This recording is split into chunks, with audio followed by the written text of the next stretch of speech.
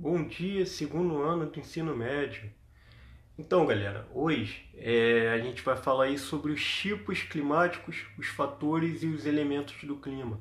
E aí eu peço também que você possa pegar aí seu livro, né, que em alguns momentos a gente vai acompanhar através do livro. E os que não possuem o livro ainda, eu peço que prestem muita atenção no que vai ser dito aqui. Bom, galera, é o seguinte, o clima ele possui elementos e fatores.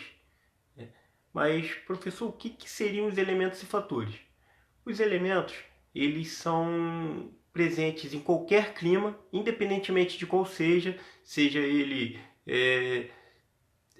equatorial, seja ele polar, seja qualquer clima tem lá seus elementos, que são temperatura, umidade e pressão atmosférica. Então, assim, temperatura. O que é a agitação das moléculas no ar? Qualquer clima tem temperatura. Isso aí é básico. Umidade. Dependendo do clima, a umidade vai ser maior ou menor, mas também está presente em todos os tipos climáticos. E temperatura atmosférica. Né? E e pressão atmosférica, que é o peso do ar sobre nossas cabeças.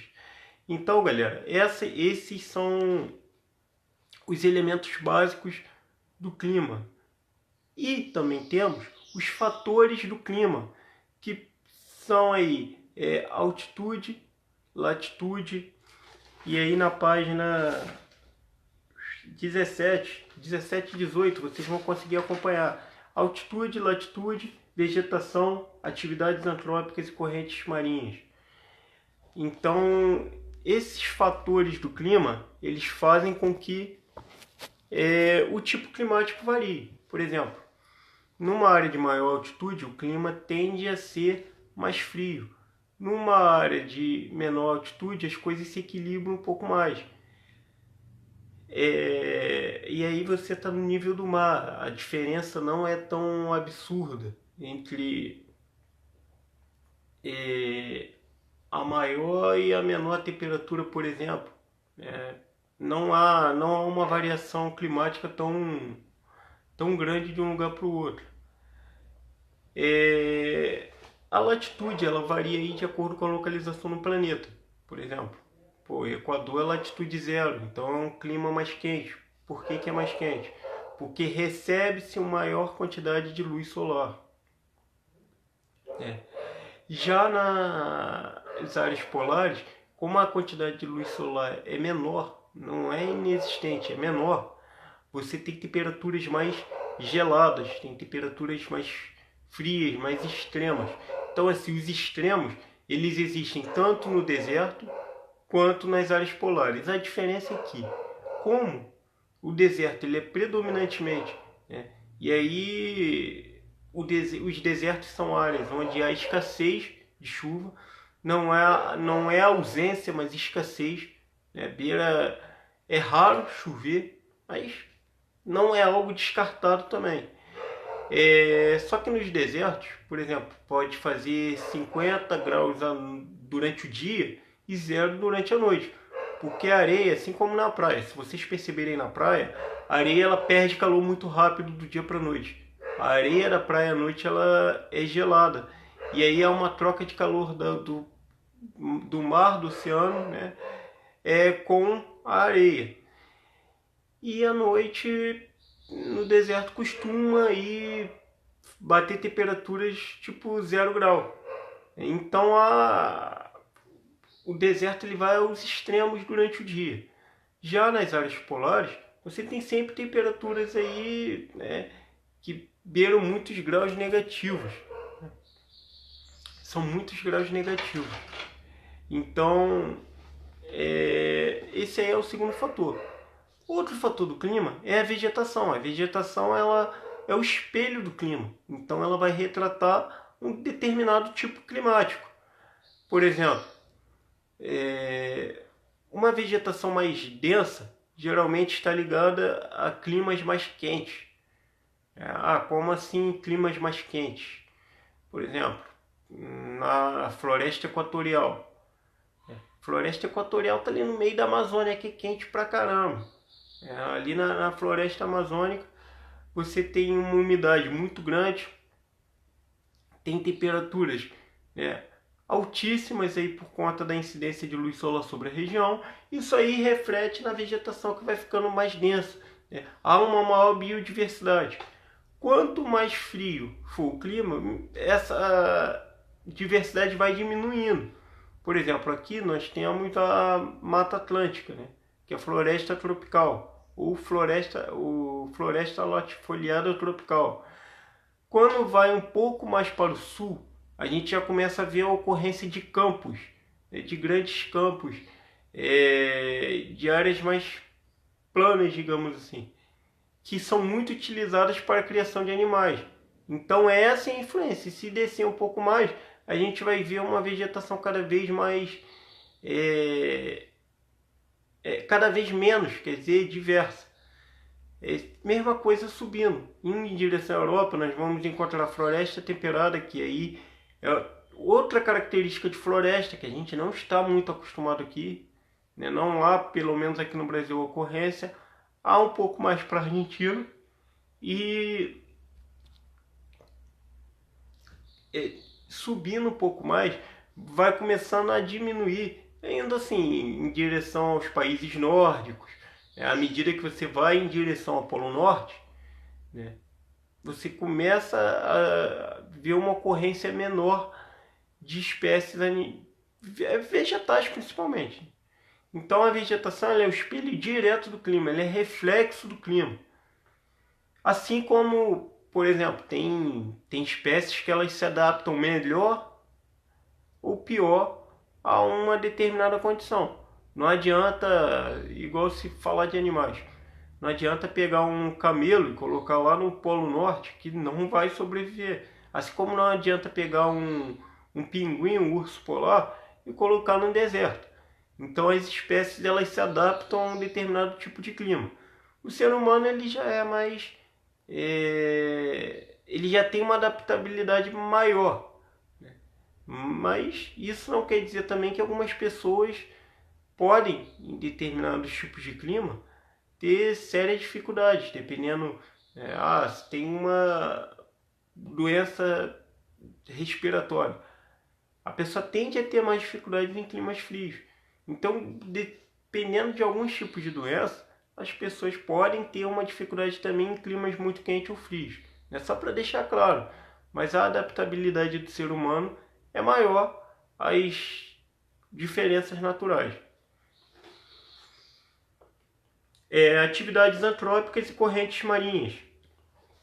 As correntes marinhas elas são parecidas com massas de ar, só que no mar. Então elas carregam características próprias do lugar onde se originam.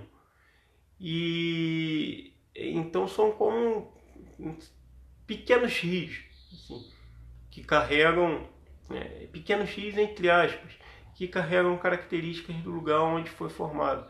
Então há correntes frias, há correntes quentes, e inclusive essas correntes elas influenciam em alguns fenômenos.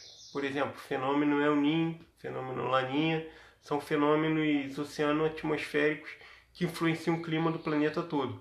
Por exemplo, no ano de El Niño, a gente tem escassez de chuvas, os verões costumam ser muito quentes, muito acima da média, e nos anos de Laninha, pelo menos aqui, eu estou falando de região sudeste, a gente vê o contrário, assim, um inverno um pouco mais frio, uma temperatura mais amena no verão até.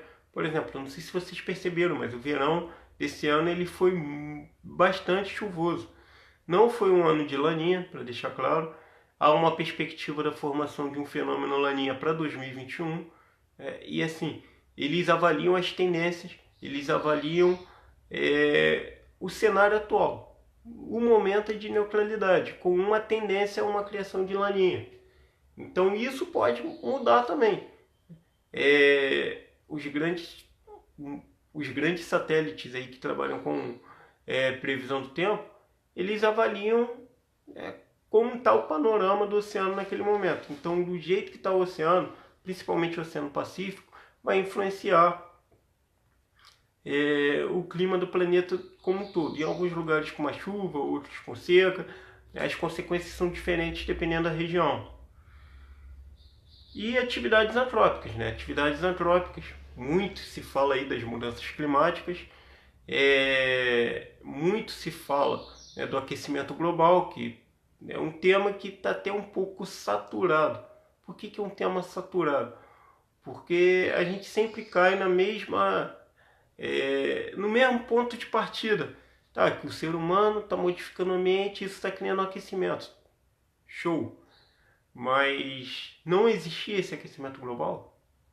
Ou existia e ele só está sendo acentuado? Que é uma diferença. Se você acabar com o aquecimento global, você está reduzindo a temperatura da Terra aí é cerca de 15 graus negativos na média. O que não pode ser feito é uma acentuação de um processo que já existe há milhões de anos. O aquecimento global ele é inerente, inclusive, à vida no planeta. O que não pode ser feito é o aumento dos gases de estufa causar um superaquecimento. É a mesma coisa que, por exemplo, no verão. Vamos supor que no verão você acenda uma fogueira em um determinado ambiente fechado. A temperatura não vai aumentar? Vai aumentar exponencialmente. É isso que acontece com o aquecimento global. Uma situação já existente que é potencializada com outros agentes. E aí a gente coloca aumento dos gases nos veículos, atividade industrial, né? Então o ser humano ele tem essa capacidade sim de alterar o clima, né, com suas atividades. Então entra aí junto. E as massas de ar também. Aqui no Brasil nós temos a massa de ar tropical atlântica, tropical continental, equatorial atlântica, equatorial continental e a massa de ar polar, que também influencia principalmente o inverno brasileiro. Vocês vão observar nos próximos meses que vão haver massas de ar polar sobre o Brasil. Essas massas de ar polar partem da Antártida e aí levam consigo, assim como nas correntes marinhas, levam consigo características próprias do lugar onde se originaram. E aí nós temos uma série de fenômenos também, como ciclones, como furacões, e aí também eles têm designações diferentes dependendo do lugar onde se originam. Eu vou abordar inclusive aí essa questão dos fenômenos atmosféricos de forma um pouco mais abrangente. Hoje, assim, o objetivo é mostrar os diferentes tipos climáticos. Por exemplo, aqui no Brasil nós temos a ocorrência do clima equatorial, do clima tropical, né, do clima subtropical ali na região sul, do clima semiárido, região nordeste. Então, no próprio Brasil nós temos essa variação, nós temos esses diversos tipos de clima.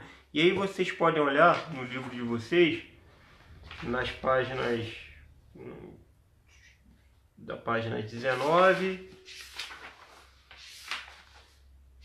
até a página 23, vocês vão ter diversos tipos de clima. Clima equatorial, clima tropical, e aí na página 20 vocês podem ver o clima desértico e o clima mediterrâneo. Na página 21, clima temperado continental e clima temperado oceânico. Na página 22, clima temperado continental frio e clima subpolar. E na página 23, o clima polar. São todos esses tipos que ocorrem no Brasil? Definitivamente não. Nós temos casos específicos, por exemplo, o equatorial e o tropical ocorrem no nosso país.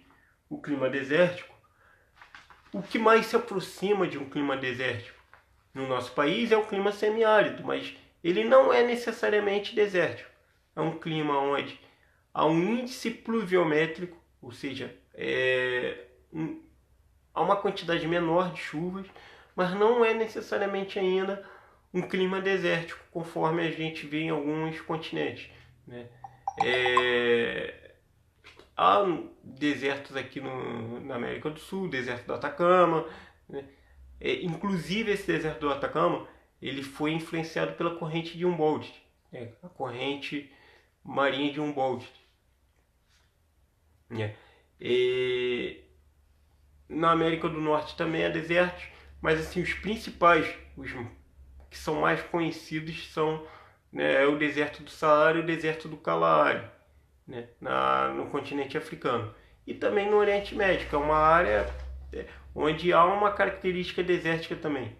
E aí, se você pegar a latitude, você vai ver que a localização geográfica dessas regiões, né, elas favorecem a formação de desertos quentes. Porque, por exemplo, se você for pensar, a Antártida também ela é um deserto gelado. Então existem vários tipos de desertos também. O clima mediterrâneo, nós não temos talvez o subtropical chegue a uma característica próxima disso também. Mas como, né, o clima mediterrâneo está mais ligado assim, principalmente ao continente europeu. E clima subpolar, que aí são climas extremamente frios, também não há um precedente, não há algo parecido aqui. E o clima polar, que aí nos dois polos norte e sul. Então, galera, hoje eu dei um pequeno spoiler aí do que a gente vai aprofundar na próxima aula, semana que vem, sobre a ocorrência de determinados fenômenos. E aí a gente vai abordar um pouco aí de desastres climáticos, de, por exemplo, os maiores furacões, né, que já ocorreram. De vez em quando, por exemplo, teve furacão Katrina nos Estados Unidos, que na época gerou um grande desastre para as populações locais. Como que as chuvas influenciam a vida urbana no Brasil, como que, vamos supor, o clima ele vai causando desastres também, as chuvas de monções vão causando desastres na Índia. Tudo isso aí a gente vai debater na próxima aula. Na próxima aula também eu vou falar aí sobre os tipos de vegetação. E aí já entrando na vegetação como esse espelho do clima. Hoje eu dei um pequeno spoiler aí, na semana que vem eu vou aprofundar os estudos sobre vegetação também. Então, galera, peço que vocês façam o exercício que eu vou colocar lá na plataforma, tá? Tirem as possíveis dúvidas e na semana que vem a gente se vê novamente aí. Valeu, galera? Uma boa Páscoa a todos. Se cuide. Valeu?